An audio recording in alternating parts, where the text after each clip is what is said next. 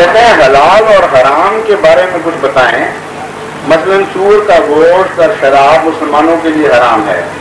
دنیا کی اور قومیں سور کا گوشت کھاتی ہیں اور شراب پیتی ہیں. اسلام میں ان کی کیا سزا ہے؟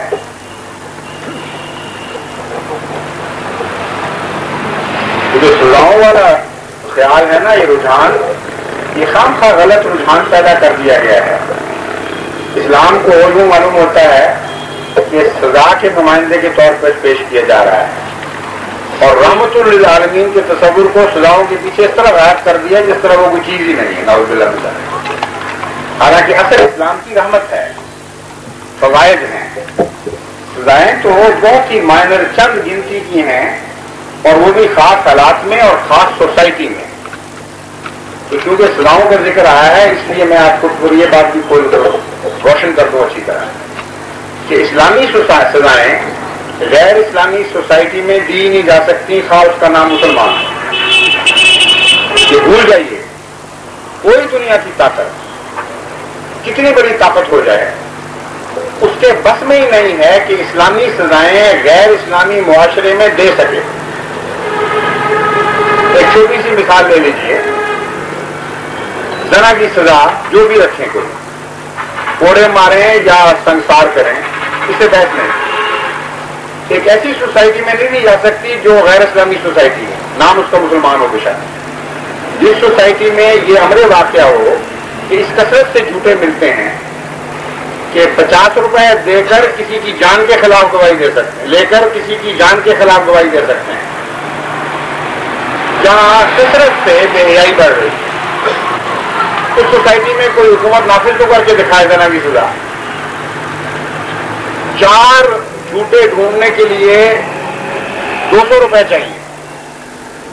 جو قرآن اٹھا کر گواہی دیں گے اس معاشرے میں کہ فلاں شخص کو ہم اپنی آنکھوں سے دیکھا ہے یہ حرکت کرتے ہوئے، تو جو سچے تھوڑے سے رہ گئے وہ بھی مارے جائیں گے.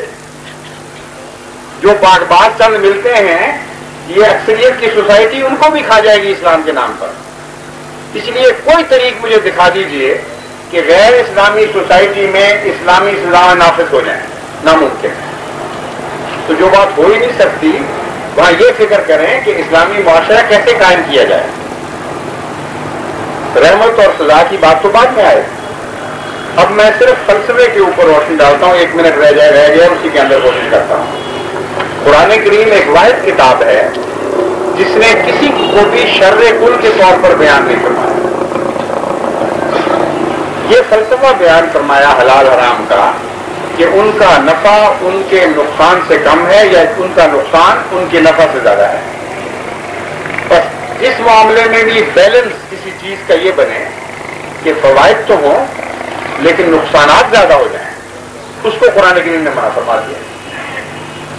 سور کے متعلق تو تحقیق کے بعد اب ڈاکٹرز کو یہ علم ہونا شروع ہوا ہے کہ اس کے نتیجے میں کون کون سی خوفناک بیماریاں ہماری سوسائٹی میں جڑ پکڑ رہے ہیں. بعض بیماریوں کا ان کو پتا ہے کیونکہ مادہ پرست ہیں، ظاہری بیماریوں کا، مثلا کویگولیشن بلڈ کی، اور یہ جو جالے پڑ جاتے ہیں خون کے اندر، گوشت کے اندر، اور اسے وہ مفلوج کر دیتے ہیں. بعض خاص قسم کے کیڑوں کی بیماریاں، ان کے متعلق سائنٹیفک ریسرچ بتا رہی ہے کہ یہ سور کے گوشت کی وجہ سے ہو رہی ہے. اتنا زیادہ کویگولینٹ گوشت اور کوئی نہیں جس سے کولیسٹرول ہائی ہو جتنا سور کا گوشت ہے. تو یہ تو ظاہری آنکھ صرف دیکھ رہی ہے. کچھ باطنی خرابیاں بھی ہوتی ہیں جو گوشت خوراک سے اثر پیدا، خوراک کے نتیجے میں ظاہر ہوتی ہیں. انسانی مزاج، اس کی فطرت، گندگی، کسی گندگی کو قبول کرنا یا اس سے نفرت کرنا، یہ باتیں بھی ہیں جو خدا کی نظر میں ہیں. ابھی اس دنیا کی آنکھ وہاں نہیں پہنچی. لیکن شراب کے معاملے میں تو خوب کھل گیا معاملہ، کھلم کھلا روز روشن کی طرح یہ ظاہر ہو چکا ہے. وہ سوسائٹیاں جو پہلے مسلمانوں پر اعتراض کرتی تھی کہ شراب کو منع کر دیا، حالانکہ لغو بات ہے، بڑا مزہ ہے اس میں. اب شراب کے خلاف حکومتیں موومنٹ چلا رہے ہیں. ہندوستان میں بھی ایسے پیریڈ آئے ہیں جبکہ حکومتوں نے ڈرائی کر دیا ملک کو اور کہا کہ نہایت مہلک چیز ہے جس نے تباہ کر دیے سارے معاشرے. اور امریکہ میں بھی بعض اسٹیٹس نے اس کو ڈرائی کر دیا اور وہ شراب پینے کے لیے لوگ کسی دوسری اسٹیٹ میں جایا کرتے تھے، اور اب ان کے رسالے، ان کے اخبارات، ان کے محققین وسیع پیمانے پر شراب کے خلاف مہم چلا رہے ہیں۔ تو اللہ تعالیٰ فرماتا ہے کہ جب میں کوئی چیز حرام کرتا ہوں تو یہ مراد نہیں ہے کہ اس میں فائدہ ہی کوئی دنیا کی چیز نہیں جو فائدے سے خالی ہے۔ ہاں یہ ہم کہتے ہیں کہ ہماری نظر اس بات پر ہے کہ تمہارے معاشرے کے لیے، تمہاری بھلائی کے لیے بہت ایسی چیزیں ہیں جن میں فائدہ تو ہے لیکن نقصان زیادہ ہے، اور جہاں بھی نقصان زیادہ کا اصول ہے وہاں اللہ تعالیٰ نے حرام قرار دیا۔